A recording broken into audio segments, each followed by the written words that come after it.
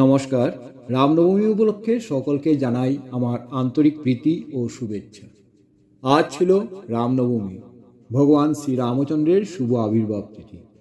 আমাদের সমাজে রামনবমী পালন করা হয় প্রধানত অধর্মের বিনাশ এবং ধর্ম সংস্থাপনের প্রতীক হিসেবে। অশুভ শক্তি তথা লঙ্কার রাজা রাবণকে বধ করতে এবং ঋষিমুনিদের রক্ষা করে ধর্মকে রক্ষা করতে ভগবান রামের এই ধরাধামে আবির্ভাব। শ্রীরামচন্দ্রের জন্মতিথি উদযাপনের মাধ্যমে ভক্তরা তার ধৈর্য, ত্যাগ এবং বীরত্বের আদর্শকে স্মরণ করেন। এই দিনে উপবাস, রামায়ণ পাঠ এবং ভজন কীর্তনের মাধ্যমে মন ও আত্মার শুদ্ধি ঘটে বলে বিশ্বাস করা হয়। রামরাজ্যের ধারণা এমন এক শাসনের কথা মনে করিয়ে দেয় যেখানে প্রতিটি নাগরিক সমান অধিকার ও সুখের অংশীদার ছিলেন। বর্তমান অস্থির সময়ে শ্রীরামের আদর্শ বা মর্যাদা পুরুষোত্তম রূপটি অত্যন্ত প্রাসঙ্গিক। পিতামাতার আজ্ঞা পালনে রামের স্বেচ্ছায় 14 বছরের বনবাস আজও আমাদের শেখায় যে ব্যক্তিগত সুখের চেয়ে কর্তব্য অনেক বড়। আমাদের বর্তমান প্রজন্মের জন্য এটি নৈতিকতার এক বড় উদাহরণ।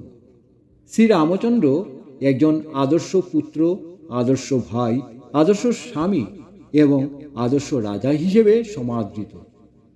বর্তমানে এই পারিবারিক ভাঙনের যুগে তার এই আদর্শগুলি পরিবারকে এক সূত্রে বাঁধতে শিক্ষা দেয়।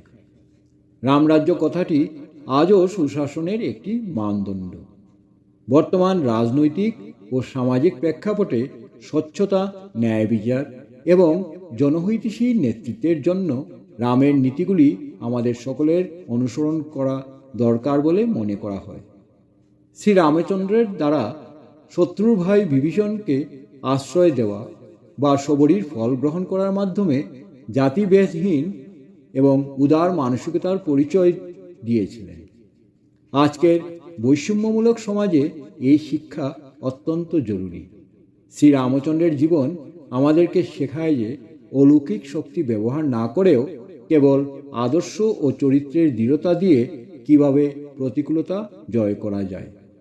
তাই বিচার করলে দেখা যায় যে রামনবমী আমাদের মনে করিয়ে দেয় যে পরিস্থিতি যাই হোক না কেন, সত্যের পথ ত্যাগ করা উচিত নয়।